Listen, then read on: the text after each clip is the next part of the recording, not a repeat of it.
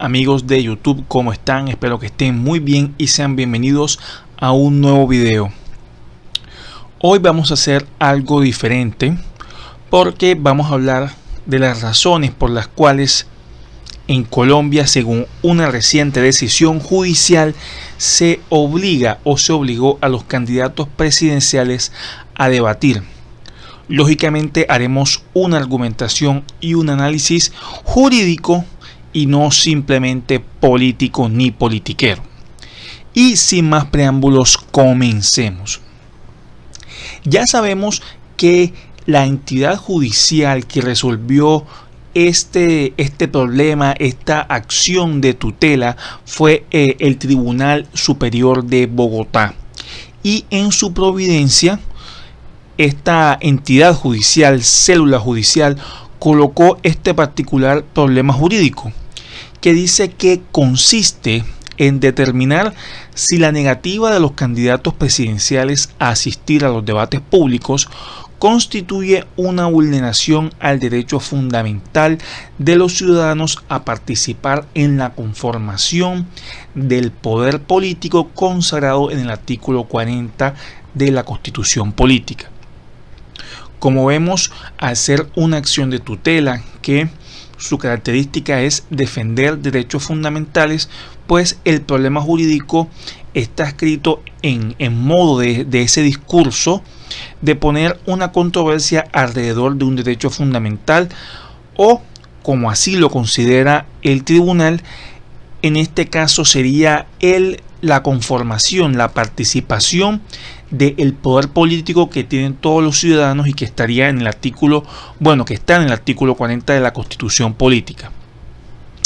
Ahora, como ya lo podemos entender, este derecho a la participación, a la conformación del poder político que tienen todas las personas, sí, es un derecho que es muy importante, pero siempre queda un manto de duda en cuanto a la individualidad, a la especificidad.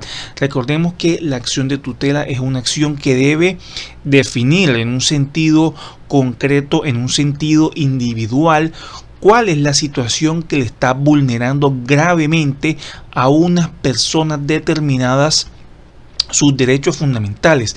Es decir, porque cuando yo hablo o cuando se habla de derechos más amplios como los derechos colectivos, ya serán procedentes en principio otras acciones y no la acción de tutela. Por ejemplo, la acción popular, por mencionar un ejemplo.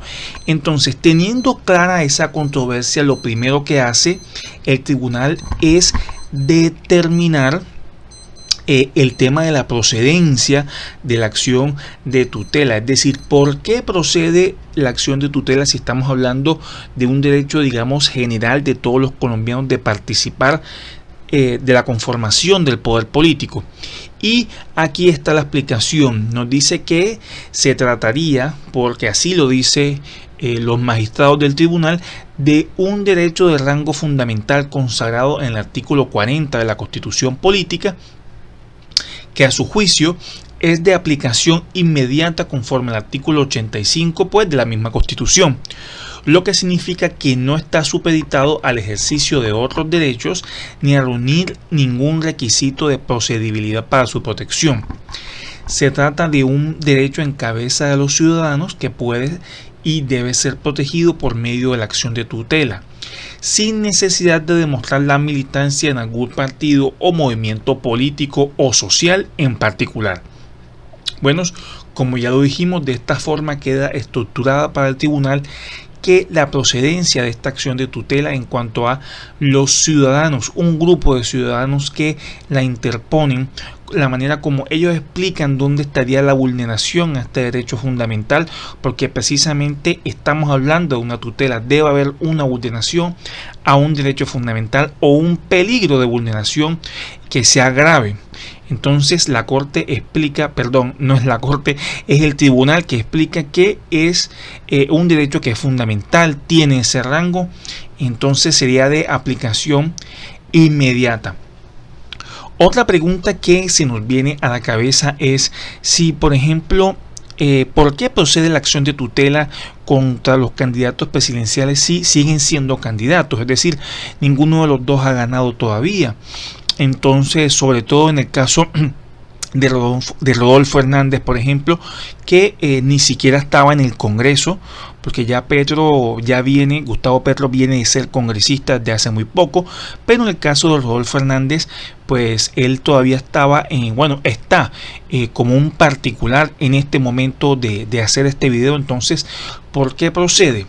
Y recordemos que la acción de tutela, el decreto que reglamenta la acción de tutela, nos dice que será procedente la acción de tutela contra particulares siempre y cuando haya una relación de subordinación, ya sea una organización particular, ya sea una persona particular, pues será procedente si hay una relación de subordinación.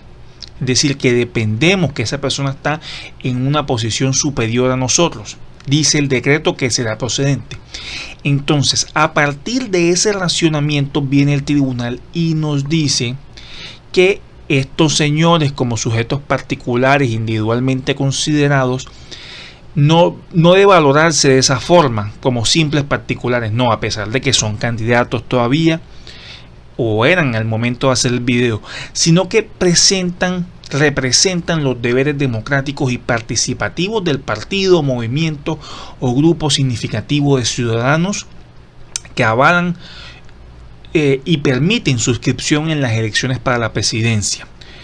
Entonces, para los fines eminentemente democráticos, los ciudadanos están en estado de subordinación, lo que les había mencionado antes, porque no intervienen en la toma de decisiones que les incumben, ni intervienen en la elaboración de las propuestas que serán puestas a consideración del electorado.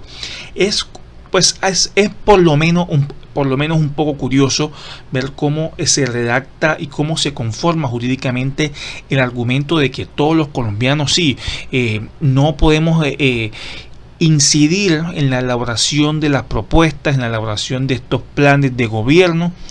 Entonces, de cierta forma, estamos subordinados frente a los candidatos a la presidencia. Y por eso procede la tutela. Este es más o menos el argumento que nos tratan de esbozar aquí y que no voy a hablar más porque haría muy largo el video.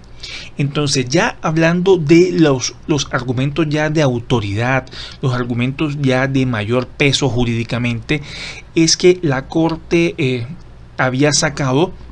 la Corte Constitucional sacó en 1992 esta sentencia C-479, en la cual nos dice que el preámbulo que aparece en nuestra Constitución política, que es, apenas la abrimos, ahí aparece el preámbulo, ¿no?, que nos dice que Colombia es una república participativa, pluralista, que Colombia es un estado social de derecho, etcétera. Y lo importante es que la Corte nos dice que ese preámbulo no son simples palabras y ya, no es una simple proclamación, sino que son unos verdaderos principios, unos verdaderos valores constitucionales que tienen un poder vinculante. Entonces, basándose en esa sentencia, es uno de los principales argumentos que tiene el tribunal para decir de que este derecho a la participación política en el caso de los electores es fundamental, porque Colombia es una república participativa, aparece desde el preámbulo y ese preámbulo es vinculante según la misma Corte Constitucional. Entonces, aquí incluso conforme al artículo 1 de la Carta, nuestro Estado debe considerarse como social y democrático de derecho, lo que implica la importancia de naturaleza participativa y pluralista. Ahora, siguiendo con los argumentos en derecho, tenemos que el tribunal nos sale a reflejar que esta ley 996 de 2005, que reglamentó todo lo que tiene que ver con el acceso a los medios de televisión y de radio en campañas políticas, nos trae estos artículos muy interesantes que nos dicen que el derecho a participar en la conformación, ojo porque dice el derecho, ejercicio y control del poder político está elevado a un rango fundamental.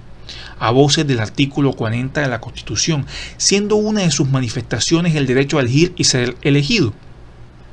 Y algo muy importante es el artículo 23, que nos habla ya del acceso al canal institucional, el acceso a la televisión y a la radio por parte de los candidatos que están en esta contienda o en cualquier contienda electoral. Y la parte más importante es que nos dice abajito que además de los programas de televisión previstos en la ley, durante la campaña presidencial los partidos o movimientos, los movimientos sociales, etcétera, tienen derecho a lo siguiente: realizar 3 debates de hasta 60 minutos cada uno por parte y a petición conjunta de todos los candidatos presidenciales o de algunos de ellos. Entonces, este argumento es muy importante porque en esto se basó también una demanda que interpuso un colectivo feminista, que decían que la norma hablaba de realizar 3 debates de hasta 60 minutos. Es decir, se interpretó como si la ley hablara de 3 debates mínimos, que si no hay 3 debates pues no se estaría cumpliendo la ley. Esa fue la propuesta que se hizo, por lo menos por parte de los demandantes. Y además salió pues en su momento, hace muy poco, esta resolución 2969 del Consejo Nacional Electoral, que es el organismo que regula todo lo relacionado con los temas electorales, que dice lo siguiente: de conformidad con lo señalado en el artículo tal de la ley 996 de 2005, pues el sistema de medios públicos de televisión y de radio deberán disponer lo necesario a partir del 3 de junio de este año 2022, al momento de hacer este video, y hasta el 16 de junio, es decir, ya prácticamente se estaría acabando el plazo, van a permitir la realización entre 1 y 3 debates de hasta 60 minutos. Entonces, bueno, así lo dice la ley. El Consejo Nacional Electoral saca esta resolución, pues reiterando o apoyándose en lo que dice la misma ley 996 de 2005, pues para hablar del tema de los 3 debates, ¿no? Pero aquí hay una diferencia, que ya se regulan unas fechas específicas que dicen desde el 3 de junio hasta el 16 de junio, porque recordemos que la primera vuelta en Colombia de las presidenciales fue el 29 de junio. Entonces, ya para ir concluyendo la síntesis de la providencia, nos vuelvo a repetir que el principio democrático y la trascendencia nacional que implica la elección del presidente, el derecho de acceder a los medios de comunicación de los partidos, los movimientos sociales, etcétera, lleva implícito un deber. Todas las veces que hablamos antes hablamos de derecho, aquí ya nos dicen que es un deber realmente, y está implícito, no está expreso según el tribunal, es implícito, es un deber frente al ciudadano de permitirle conocer a sus candidatos en un escenario donde frente a frente sustente sus ideas. Dichos aspirantes representan a los grupos políticos que le dieron un aval y por ende están obligados. Fíjense que ya pasamos de derecho, hablamos de deber, ahora aquí ya hablamos de obligación, que es un término un poco más fuerte, un poco más vinculante, obligados a la realización de debates y comparecer a los mismos para confrontar. Ambos candidatos deben confrontar sus distintos programas de gobierno. Este segundo argumento nos dice que la ley les obliga a mantener, bueno, exactamente, pues no leí en qué punto, por mi parte, pues se consagra una obligación. Me pareció leer un derecho, pero bueno, aquí dice el tribunal que la ley les obliga a mantener el acceso a los medios de comunicación, lo que en consecuencia implica que la negativa a debatir constituye una afrenta al derecho fundamental a la participación ciudadana del poder político. Entonces, aquí, pues para los que pensábamos o los que pensaban que era un derecho o que debía interpretarse así, pues no se trata entonces, según el tribunal, de un simple derecho en un solo sentido a favor del candidato o del partido, sino que es por un principio democrático. Dicha prerrogativa lleva implícita un deber y una obligación de hacer uso de esos derechos frente a los demás beneficiarios de dicha prestación. etcétera. En otras palabras, los debates presidenciales son en sí mismos un derecho del candidato. Sí, es un derecho del candidato para exponer sus ideas, pero al mismo tiempo es un deber frente al conglomerado social. Entonces, ya para terminar estos argumentos, dice que si bien, porque algunos candidatos decían eso, ¿no? Y algunas personas también, si bien los planes de gobierno han estado a disposición de la ciudadanía en las páginas web, en internet, dice el tribunal que dichos mecanismos por sí solos no se consideran suficientes porque no permite a un gran número de electores que no tienen la capacidad de entrar a internet o no pueden ni entienden los postulados que se presentan por escrito. Es decir, me imagino que se refiere a las personas que no saben leer o escribir o que de pronto sufren alguna discapacidad en algún sentido. Y el derecho político de elegir y ser elegido no se limita únicamente a la posibilidad de postularse como candidato a una campaña.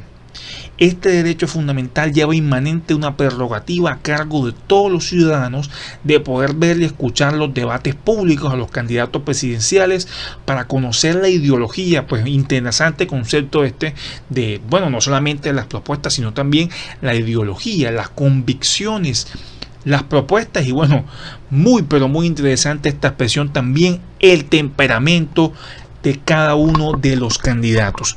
Ahora sí, son unos argumentos que suenan en principio bastante convincentes, pero hubo, si mal no estoy, un magistrado que salvó el voto, es decir, que no estuvo de acuerdo con esta decisión.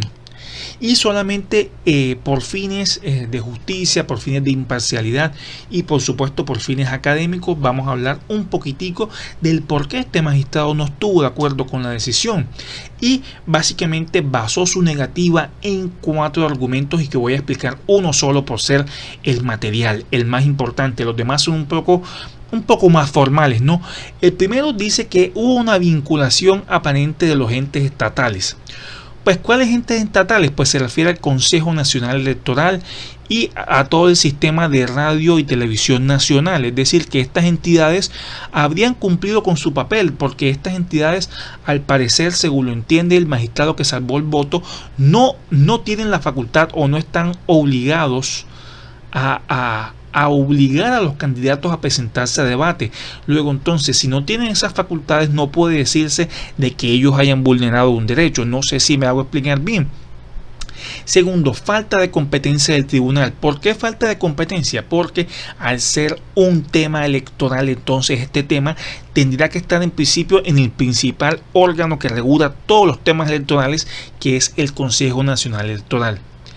Tercero, ausencia del presupuesto de subsidiariedad, es decir, estos demandantes no agotaron unos requisitos previos, por ejemplo, presentar un memorial ante el Consejo Nacional Electoral o en su defecto acercarse a los mismos candidatos e instarlos a que ellos debatieran.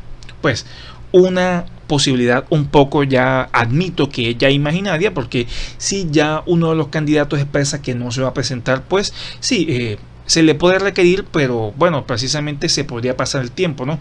Es decir, formalmente es un argumento que no es muy estratégico, formalmente de pronto es correcto, pero se caería por su propio peso porque realmente no tiene ninguna finalidad tendiente a lo que esto, entre comillas, quiere proteger, que es el realizar los debates. Y el cuarto, el que me pareció el más importante, es la ausencia de violación o amenaza o desconocimiento a los derechos de los accionantes. Y esto es muy importante porque nos dice que si, como se deduce de las normas, todos esos derechos, esas leyes, esas resoluciones que mencionamos antes, los candidatos a la presidencia no quieren ejercer el derecho a participar en los debates para exponer sus propuestas, sus programas, no habría un mecanismo constitucional o legal que los obligue. Pues existen normas de igual valor que protegen sus derechos como personas naturales, en especial el libre desarrollo de la personalidad, la libre expresión, etc. Así que por no querer proteger Así que, perdón, no por querer proteger un derecho de los electores, que en todo caso no ha estado vulnerado o frente al cual existen otros mecanismos de defensa, se debe desconocer el que a su turno tienen los candidatos, pues a tal punto no puede llegar el juez constitucional, menos cuando esos electores han tendido acceso a las propuestas por los diferentes medios de comunicación. Los programas están publicados en la página web. Es decir, a este magistrado no la convenció pues el argumento ese de que hay personas de que no pueden acceder a internet, o que de pronto no saben leer, no saben escribir, o que de pronto tienen alguna discapacidad. Es decir, este puntico, pues aquí desarrollándolo yo en mi mente, pues a este magistrado al parecer no lo convenció. Tampoco pueden, también otros mecanismos de acceso a las propuestas serían las entrevistas, las redes sociales, las manifestaciones en plazas públicas, que últimamente pues no, en la recta final de la campaña no las hubo, y las reuniones y muchas otras formas de que pueden alcanzar la población.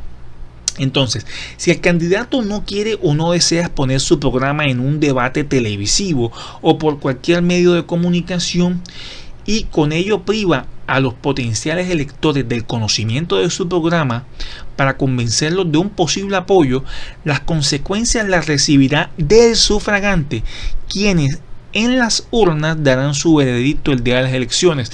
Este magistrado dice de que este tema de los debates es un derecho y no una obligación. Es decir, sí es cierto de que se establece en la ley, en las resoluciones, pero la ley al parecer, pues como está escrita, hablaría de un derecho. En cambio, aquí el tribunal nos dijo de que sí, es un derecho, pero también es un deber implícito con la gente, porque Colombia es una república participativa. Entonces, bueno, realmente el debate siempre está abierto. Aquí he tratado de hacer un análisis sesudo, objetivo, imparcial de esta decisión, y que de pronto puedes estar de acuerdo con ella o puede que no.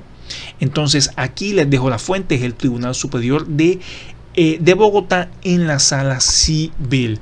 Entonces, muchísimas gracias por tu tiempo, like y suscríbete si te gustó el video, y nos vemos en un próximo video. Les mando un abrazo.